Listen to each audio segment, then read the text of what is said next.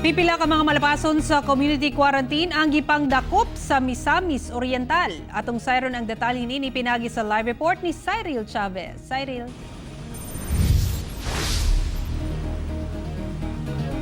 Sara, upat ka mga individual nga mga ligo unta og dagat ang nasapon sa otoridad sa Upol, Misamis Oriental. Samtang usa ka vlogger sa Cagayan de Oro City nga nag-aghat sa publiko nga mga ligo og dagat ang pasakahan og kaso. Taliwala pa man sa nagapadayong community quarantine sa syudad sa Cagayan de Oro ug lungsod sa Upol, Misamis Oriental, aduna gihapoy masinupako niini. Busa atol sa gihimo nga pagronda sa kapulisan sa Upol, nasapon nila ang upat ka mga individual nga taga Cagayan de Oro nga mga ligo unta og dagat tungod magsaulog sa birthday sa ilang higala. Gikuha ang mga pangalan niini ug giabisuhan nga dili na usabon ang ilahang gihimo. Hinuon pulos mga pagkaon lamang ang nakuha gikan kanila ug walay nakuha nga mga ilimnong makahubog. Actually, amo lang to sing gidala diri dayon gipahimag noon nga bawal gid diri. So actually mo pay pagabot gid nila ato, then ato na din silang gipalakaw na po dayon. Pagabot diri sa opisina, pwede paano to ngayon ana. So cooperative ron pod kay sila. Samtang nakadakdang magpasaka og reklamo ang LGU Cagayan de Oro ngadto sa usa ka vlogger tungod sa pagpost niini og video sa social media nga gaaghat sa katawhan nga manggawas silang panimalay og mga ligo og dagat.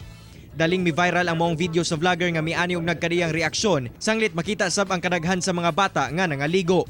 Busa galayong giadtuan sa otoridad ang panimalay sa maong individual ug gipahibalo sa iyang salaod nga nahimo. Unsay imong gibuhat para makabalo atong katawhan po. Unsay imong gibuhat? Nagligo-ligo ang mga bata, imong giingnan nga walay lockdown. Unsa to imong mga ligo ta kay balag walay lockdown, inana ba ta kung pagsabot? Ikaw man ginaghimo sir, makabalo palihog ko ingon sir. Actually sir, wala man ko nang invite ng mga bata. Lagi. Sa wala pa Pero, ako nag-video sir. nana sila. Nana sila, maganda kay sila. Hinuon nangayo na og public apology ang mong vlogger apan ginalihok gihapon sa otoridad ang reklamo batok kaniya aron mahimo kining ehemplo sa katawhan nga wala gabinuang ang otoridad sa pagpatuman sa community quarantine.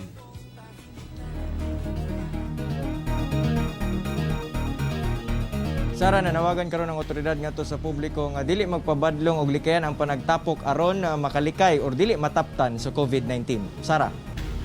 Muna, ingat-ingat gyud gihapon no sa mga vlogger sa mga inaaning sitwasyon. Daghang salamat, Cyril Chavez.